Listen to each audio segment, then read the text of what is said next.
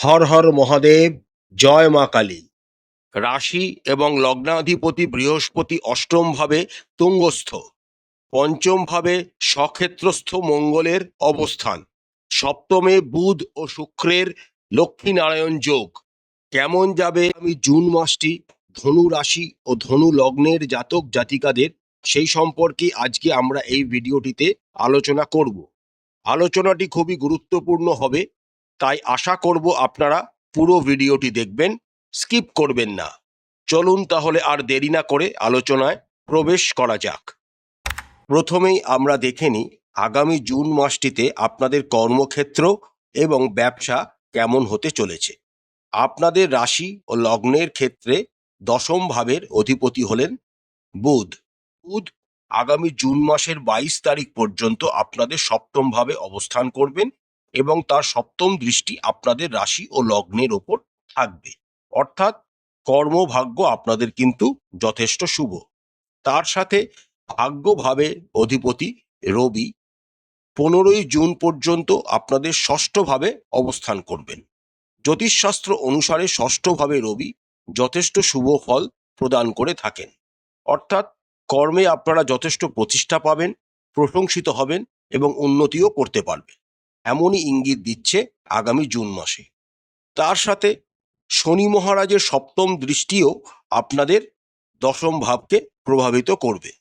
তার ফলস্বরূপ আপনাদের কর্মের জীবনের শুরুটা একটু ধীর গতিতে হলেও যত মাস এগোতে থাকবে আপনারা কর্ম এবং কর্মজীবনে উন্নতি করতে থাকবেন। সমস্ত কম্পিটিটরকে আপনারা হারিয়ে সামনের দিকে এগিয়ে যাবেন এবং প্রশংসিতও হবেন। আরেকটি অনুকূল বিষয় হলো পুরো জুন মাস জুড়েই শনি মহারাজের দশম দৃষ্টি আপনাদের রাশি ও লগ্নকে প্রভাবিত করবে। জ্যোতিষশাস্ত্র অনুসারে শনি মহারাজের দশম দৃষ্টি যথেষ্ট শুভ ফলদায়ক।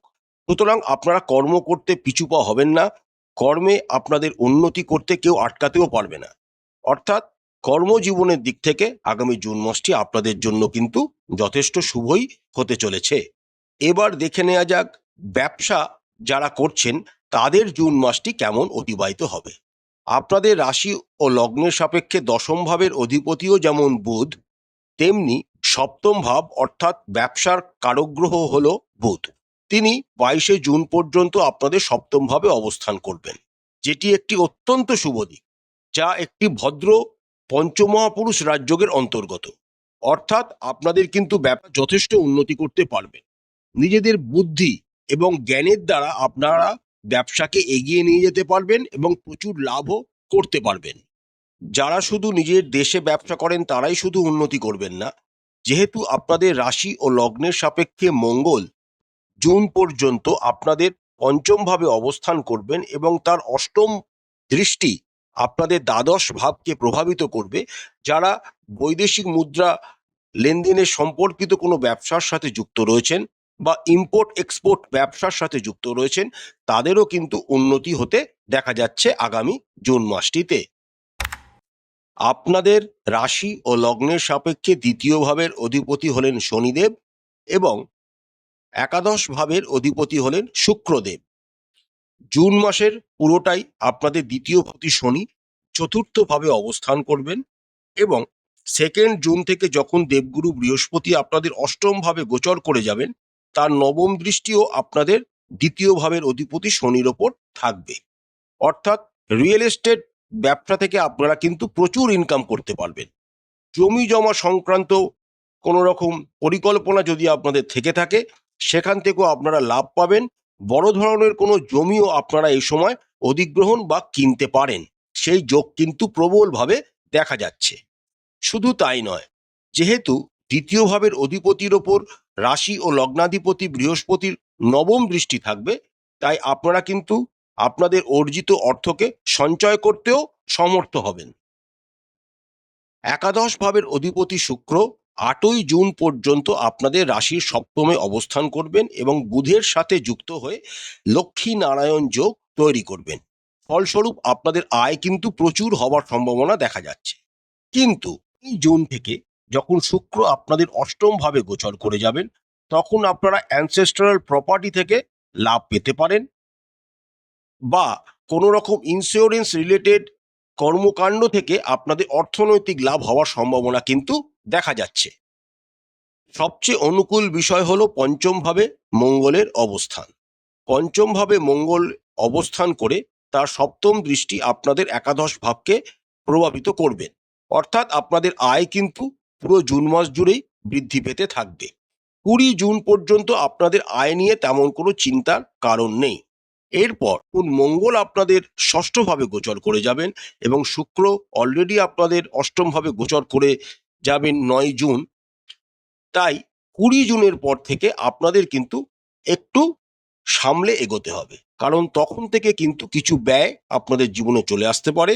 সেটা কোনো ধর্মীয় কারণে হতে পারে, ধর্মীয় কোনো অনুষ্ঠানে হতে পারে, বা বাড়ির কোনো লোকজনের শরীর স্বাস্থ্যের অবনতির জন্য আপনাদের অর্থ ব্যয় হতে পারে।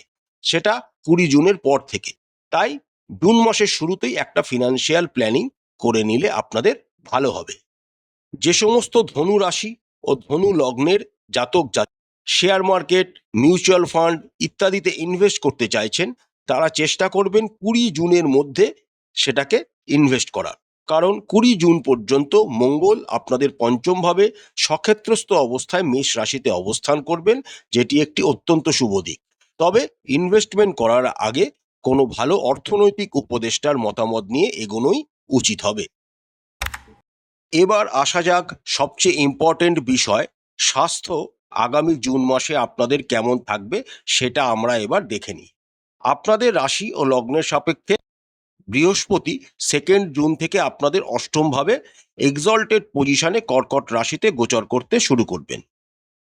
অষ্টম ভাবে যখন রাশি ও লগ্নাধিপতি গোচর করতে শুরু করেন, তখন তার কিন্তু অষ্টমেশের দোষ লাগে না, এবং বৃহস্পতি এখানে তার মিত্রস্থান এবং তার সর্বোত্তম স্থানে অবস্থান করছেন। সুতরাং অতীতের থেকে চলে আসা কোনো রোগ থেকে আপনারা কিন্তু মুক্তি পাবেন। তবে যাদের ডায়াবেটিস বা লাংসের কোনো প্রবলেম আছে, তাদের কিন্তু এই সময় সতর্ক থাকতে হবে। আরেকটি অনুকূল বিষয় হলো পঞ্চম ভাবে মঙ্গলের অবস্থান এবং ষষ্ঠ ভাবে রবির অবস্থান 15 জুন পর্যন্ত থাকার জন্য। আর যেহেতু রবি আপনাদের ভাগ্যভাবের অধিপতি, তাই আপনাদের শরীর সম্পর্কে তেমন কোনো প্রবলেম ফেস করতে হবে না। 15 জুনের পর যখন রবি আপনাদের সপ্তম ভাবে গোচর করে যাবেন, তখন থেকে আপনাদের কিন্তু চোখের কোনো সমস্যা বা মুখের কোনো সমস্যা আপনাদের বিরক্ত করতে পারে। এছাড়া বড় ধরনের কোনো শারীরিক অসুবিধার সম্মুখীন আগামী জুন মাসে ধনু রাশি বা ধনু লগ্নের জাতক জাতিকাদের কিন্তু হতে হবে না। এবার আমরা দেখে নিই জুন মাসটিতে আপনাদের প্রেমজ জীবন এবং দাম্পত্য জীবন কেমন হতে চলেছে। আপনাদের রাশি ও লগ্নের সাপেক্ষে পঞ্চম ভাবের অধিপতি হলেন মঙ্গল। মঙ্গল জুন মাসের 20 তারিখ পর্যন্ত আপনাদের পঞ্চম ভাবেই মেষ রাশিতে অবস্থান করবেন। জ্যোতিষশাস্ত্র অনুসারে পঞ্চম ভাবে মঙ্গল প্রদায়ক নয়, কিন্তু মঙ্গল যেহেতু সক্ষেত্রস্থ অবস্থায় আপনাদের পঞ্চম ভাবে অবস্থান করছেন, তাই আপনারা কিন্তু শুভ ফলই পাবেন। প্রেম জীবনে আপনাদের রোম্যান্টিকতা বৃদ্ধি পাবে। আপনারা একে অপরকে আবার নতুন করে চিনতে শিখবেন, নতুনভাবে জানতে শিখবেন। এই সময় ছোটখাটো ভ্রমণেও আপনারা একে অপরের সাথে যেতে পারেন। পরিবারকে নিজেদের প্রেমের সম্পর্কে কথা জানাতে পারবেন এবং পরিবারও আপনাদের সহায়তা করবে। তাই প্রেম জীবন নিয়ে কিন্তু তেমন কোনো চিন্তার কারণ নেই। তবে জীবনসঙ্গী বা প্রেমিক বা প্রেমিকার শরীর স্বাস্থ্য নিয়ে একটু চিন্তা থাকবে, সেই দিকটা একটু সতর্ক থাকবেন। যে সমস্ত ধনু রাশি ও ধনু লগ্নের জাতক জাতিকারা এখনো অবিবাহিত রয়েছেন, তাদের জন্য বিবাহের দিকটা কিন্তু এখন অতটা অনুকূল নয়। আপনাদের আরো কয়েকটা দিন অপেক্ষা করতে হবে বিবাহের জন্য। এবার আসা যাক আপনাদের দাম্পত্য জীবন আগামী জুন মাসে কেমন কাটবে সেটা আমরা এবার দেখে নিই। আপনাদের রাশি ও লগ্নের সাপেক্ষে সপ্তম ভাবের অধিপতি হলেন বুধ। বুধ 22 জুন পর্যন্ত আপনাদের সপ্তম ভাবেই অবস্থান করবেন, যেটি একটি অত্যন্ত শুভ দিক। তার ওপর 8 জুন পর্যন্ত বুধ আপনাদের সপ্তম ভাবে শুক্রযুক্ত অবস্থায় গোচর করবেন এবং লক্ষ্মী নারায়ণ যোগ তৈরি করবেন। অর্থাৎ আপনারা জুন মাসের শুরুটাতেই একটি সুন্দর বৈবাহিক জীবন আশা করতে পারেন। আপনাদের দাম্পত্য জীবনের মধুরতা বৃদ্ধি পাবে এবং আপনারা আপনাদের জীবন সঙ্গীর সাথে কোথাও দূর ভ্রমণেও এই সময় যেতে পারেন। জুন পর্যন্ত আপনাদের দাম্পত্য জীবনে তেমন কোনো প্রবলেম ফেস করতে হবে না। 23শে জুন থেকে যখন বুধ আপনাদের অষ্টম ভাবে গোচর করে যাবেন, তখন থেকে আপনাদের জীবনসঙ্গীর শরীর স্বাস্থ্য সম্পর্কে একটু সচেতন থাকবেন। যদিও অষ্টমভাবে দেবগুরু বৃহস্পতি এক্সল্টেড অবস্থায় থাকার জন্য আপনারা আপনাদের শ্বশুরবাড়ির তরফ থেকে সম্পূর্ণরূপে সাপোর্ট পাবেন এবং শ্বশুরবাড়ির সাথে সম্পর্কেরও উন্নতি ঘটবে। শ্বশুরবাড়ির তরফ থেকে আপনারা এই সময় কোনো বড় অর্থনৈতিক লাভ পাওয়ার সম্ভাবনা কিন্তু প্রবলভাবে দেখা যাচ্ছে। তার সাথে শ্বশুরবাড়ির সাথেও আপনারা এই সময় কোনো ভ্রমণে যেতে পারেন। সেটা ম্যাক্সিমাম পসিবল কোনো রকম সি সাইড বা সমুদ্রের নিকট কোনো জায়গায় ভ্রমণ করার যোগ কিন্তু প্রবলভাবে দেখা যাচ্ছে। এবার আমরা দেখে নিই আগামী জুন মাসটিতে আপনাদের জীবন কেমন কাটতে চলেছে। আপনাদের রাশি ও লগ্নের সাপেক্ষে দ্বিতীয় ভাবের অধিপতি হলেন শনিদেব। এই শনিদেব আপনাদের চতুর্থ ভাবে অবস্থান করবেন পুরো জুন মাস জুড়েই। আপনাদের রাশি ও লগ্নের সাপেক্ষে চতুর্থ ভাবের অধিপতি হলেন আপনাদের রাশি ও লগ্নাধিপতি বৃহস্পতি নিজে।